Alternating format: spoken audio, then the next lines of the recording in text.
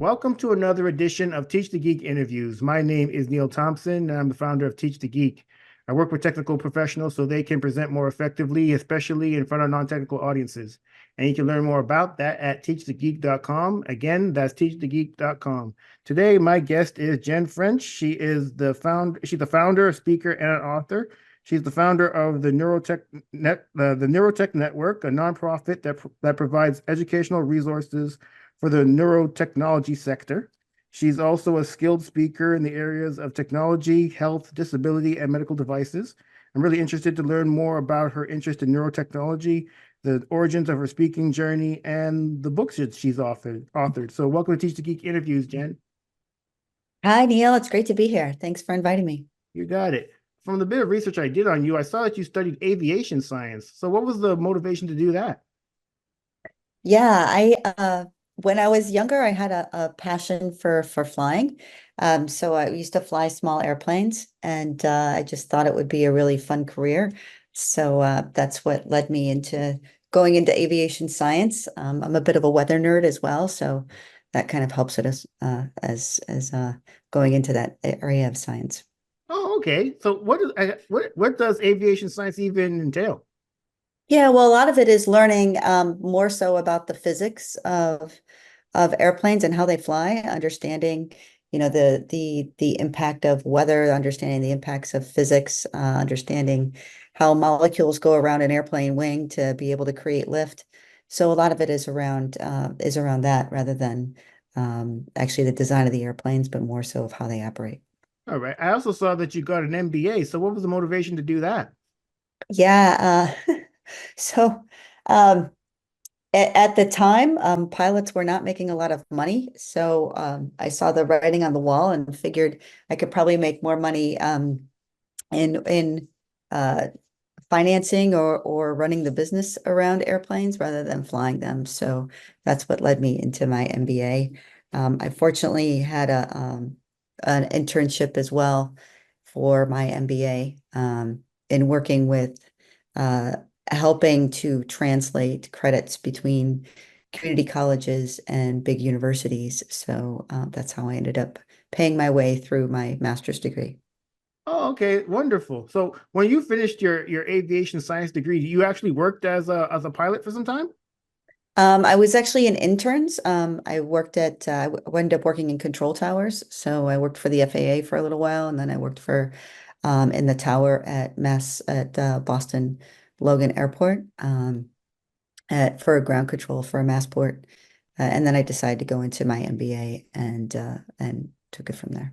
Oh, okay. So it was while you're in the control tower that you realized the pilots weren't making a whole lot of money.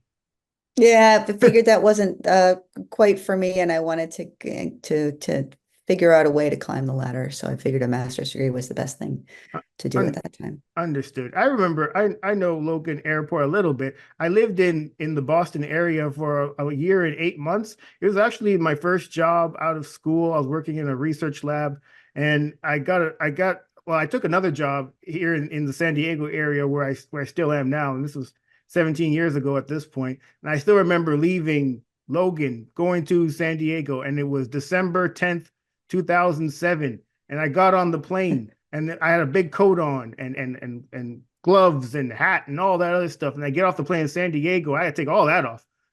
Once I got off, I was like, "Wow, I live here now. I can get used to this." Very different world, wasn't it? Yeah. 100%. Oh my gosh, that was. It seems like yesterday, but it really was. Wow, almost 18 years ago at this point. That's crazy. Okay, so Yeah. I also mentioned in my intro that you are into neurotechnology. So for the people that don't know, myself included, what is neurotechnology and what prompted your interest in it? Yeah, so neurotechnology is we define it as electronics that interact with the human nervous system. Neurotech Network, we focus on medical electronics, but in the neurotech space, there's devices for wellness and for sports performance and in a variety of other areas. So when we think about probably the most common devices are for instance, cochlear implants for people who are hearing impaired, or you might see EEG headsets for interacting with gaming. So those EEGs are actually what we call neurotechnology. So I actually had no background in bioengineering or any of that space. I was had a spinal cord injury back in 1998 and became a quadriplegic, and I ended up joining a clinical trial for implanted neuroprosthesis. And at the time, I was in the consumer electronic business, um, and that just kind of dovetailed into my interest in neurotechnology and the growth of it. So I've been in the industry now for nearly 20 years and have watched it grow and evolve over the time, and it's a really exciting space to be in. Wow, that's interesting. So what is going on in neurotechnology that you're especially excited about? Yeah, the explosion of neurotechnology really took place when we did the investments here in the US with the Brain Initiative in 2013. That was a big investment, a big government investment into research and tools for specifically for neurotechnology and specifically for understanding the brain. So now, more than a decade later, we're starting to see all the translation from research labs out into the marketplace. So we're starting to see an explosion of technologies becoming available for people, being not only first in human, but also translation into consumer devices as well. Oh wow, that's so interesting. So with the work that you do in neurotechnology, I did mention that you founded the Neurotechnology Network. So what is the Neurotechnology Network, and what was the motivation for you for starting it? Yeah, so Neurotech Network, we focus in on medical neurotech, so those that have medical applications, and our mission is to really expand education and advocacy of neurotechnology devices, therapies, and treatments. So we work a lot with patient advocacy organizations or condition-based organizations that are working with people who are living with conditions, trying to find new solutions for them. So everything from stroke to hearing impairments to migraine headaches, you name it. If it's a condition of the human nervous system, that's usually where we end up touching base. And really, the network is the key of our name, is that we try to connect those who are living with the condition with those who are developing the technologies. So many times we hear about technologies being built that they've never talked to a person that actually lives with the condition. So our focus is really trying to connect those people with lived experience with those who are developing the technologies, but also to help educate those living with various types of neurological conditions about what type of technology is available, because this space is moving so fast that it's not necessarily taught in regular curriculums in medical school. So we want to make sure that people are aware of what's available and what's coming down the pipeline. Hmm. You would think that anyone who is developing like who's developing a product for that market, they would speak to those people because how else are you supposed to develop something that these people would want to use or would be useful to these people? But you're saying that so at least in some instances that's just not happening?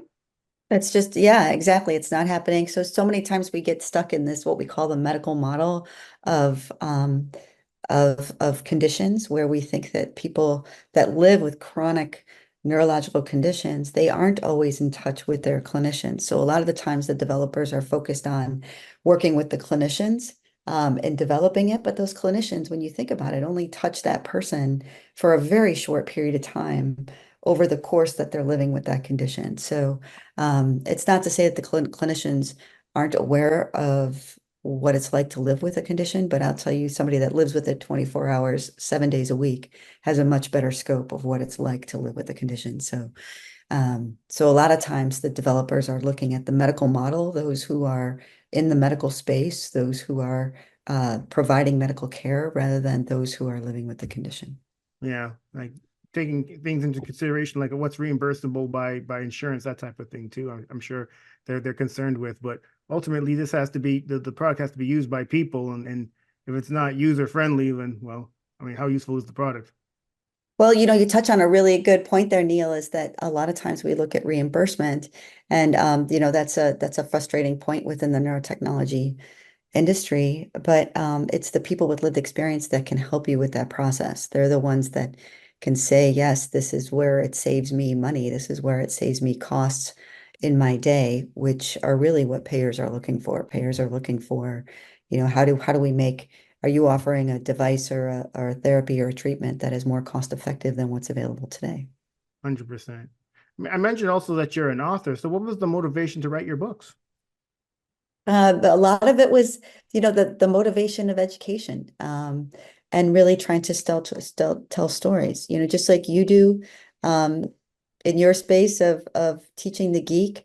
A lot of it is around storytelling. So being able to tell the story of, not only my personal experience, but also in the book Bionic Pioneers that I co-authored with James Cavuto, was really telling the stories of people who are living with complex neurological conditions and how they found the technology and how it helped them. Did you self-publish your book or was there a publisher involved? We published through an organization called Neurotech Press. So Oh, it's okay. a publishing company within the neurotech industry. If you were to offer any advice for somebody who's interested in writing their own book, what would it be? Oh, it's set aside a lot of time. And really it's a process in writing a book. Really getting that right storyline to keep people's interest. We always have, everyone has a story, but telling that story is what can keep people's interest in writing the books. So really honing in on the storytelling side and what will draw people in. And at least in my writing process, we bounced the ideas off of a lot of other people before we really got to the finished product. So that's where I found it really helpful, is not only doing your homework, but also reaching out to other people to bounce those ideas to help you validate the ideas that you have in your own head before you actually put them on paper. Yeah, I think you're right about that. When I first started Teach the Geek, it was an online course called Teach the Geek to Speak. And it was me sitting at my dining room tables in poor lighting, just speaking extemporaneously on what I thought people could do to get better at speaking. And it wasn't until I sent it to a friend to look over that she said, "You can't put this out. This is terrible. We can barely even see you. You get a ring light at least." But and this would be much better as a process as opposed to you just speaking off the top of your head. And she was right. So I definitely take your point is in getting others involved and running ideas by other people to see what makes sense and well what can be done better for sure. Hmm. Exactly. Yeah. Yeah. Yeah. When I started this whole Teach the Geek thing, at least when I started the podcast and the YouTube channel, the I was really concerned with getting better at speaking in front of others and helping others to do so. And I know that at least for myself, I wasn't all that great at it at first. I had to give presentations in front of management on a monthly basis when I worked as an engineer. Certainly I got better at it over time, but I sucked at it at first for 100%. But when it comes to speaking for you, Jen, is that something you've always been good at? And if not, what did you do to get better at it? Oh, geez, Neil, we all are never good when we first start, right? It's you have it from your own experience, right? Um, I had a fantastic professor in college when I was still young that I was still just learning how to get up and speak in front of people. And she pulled me aside, and at the time, I thought she was really being critical of me, but it was probably some of the best advice I had. Is to I always wanted to be so assertive and so direct and so pointed that she said it's actually off-putting when the way that you speak, and usually when you get in front of people, it's more about having a conversation than it is about hitting your points really hard. So uh, I found that later in life, that was probably some of the best advice I ever had in getting in front of people. But there's some of the best training I ever have been through is through the TED Talk training, and you can actually go take the courses online or read a couple of books on really crafting a talk the TED Talk way. Because hey, as you know, we all have short attention spans, and we have to keep our points interesting and keep our storytelling intriguing and captivating. So that's probably the best advice that I can give to anybody in learning how to speak is making sure that you're keeping it with an interest and engaging with people in your audience, just like you do. Yeah, I mean that's definitely the goal because if not, then you'll get people like I do sometimes thinking about well, if you're in the audience listening to a speech that isn't all that engaging to you, you'll end up thinking about what you're going to have for your next meal. I do that. I do that all the time. Or looking at your phone or doing a lot of other things, right? Yeah, yeah. I'm looking at my phone to see where I can go eat. Yeah, I mean, so a lot of times, especially if going to a lot of these technical conferences, I'll sit in the audience and I'm really curious to see what other people are doing when the person speaking is speaking.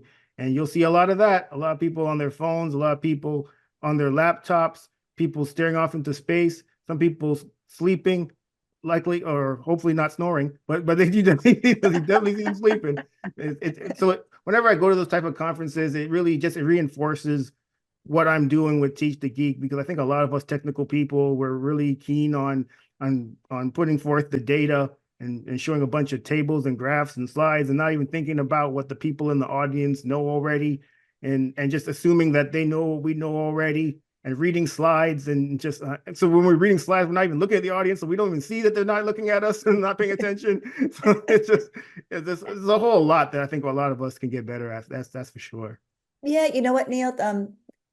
Doing a technical doing a technical presentation, it's always good to show the data. People always want to see that data. But at the same time of, relaying what's the real world takeaway from that, right? What are your interpretations? So I think that's where the storytelling comes along with the data. You can present technical tables and whatnot, but you really have to tell the story behind the data and what your interpretation is in a meaningful way.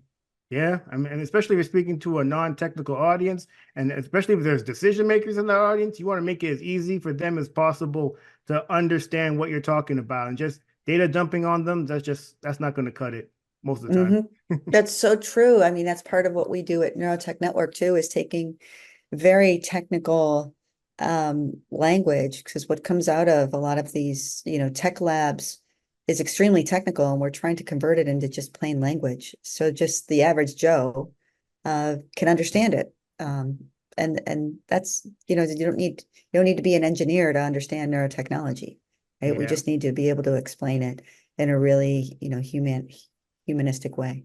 Yeah, another thing, Jen, and I think a lot of us that are technical forget is that we weren't always technical. At one point we didn't have that technical degree. At one point we didn't have this technical experience. We weren't the ones that automatically understood all of this data. We weren't that person all the time. We weren't always that person. So who was that person beforehand? Well, that person was the person who couldn't understand this data just by looking at it. So harken back to that person. So if you were to present to that person, what could that person have brought? What could that person have understood? Because that's likely the people, especially if you're speaking to a non-technical audience, that's the person that you're speaking to. You're speaking to the former you. That's that's a great way to put it. That's so true. All right. And a lot of times I tell those folks that we're working with in community engagement, try to explain this very technical piece to your grandmother, right? Somebody that's not technical, that doesn't understand it at all. If you can do that, then you can explain it in a very simple way. Yeah, for sure. My grandmother, no way she'd understand this stuff. But I bet Yeah, you can find a way to explain it to her, right? yeah, I think I could. I think I could. Yeah, she'd be willing to listen for sure. So for the people who are watching and listening to our conversation, Jen, and they want to get better at giving presentations or just public speaking generally, do you have a process for putting your presentations together? And if so, what is it? Oh, wow. What a great question, Neil. Yeah, usually I always try to think of the audience first. Who are you talking to, right? To understand who you're talking to and what the objective is of your talk is really important. And that's always a starting point. And then I usually write out to do an outline of, okay, what are the key points that I want to make sure that we hit, and then be able to order those.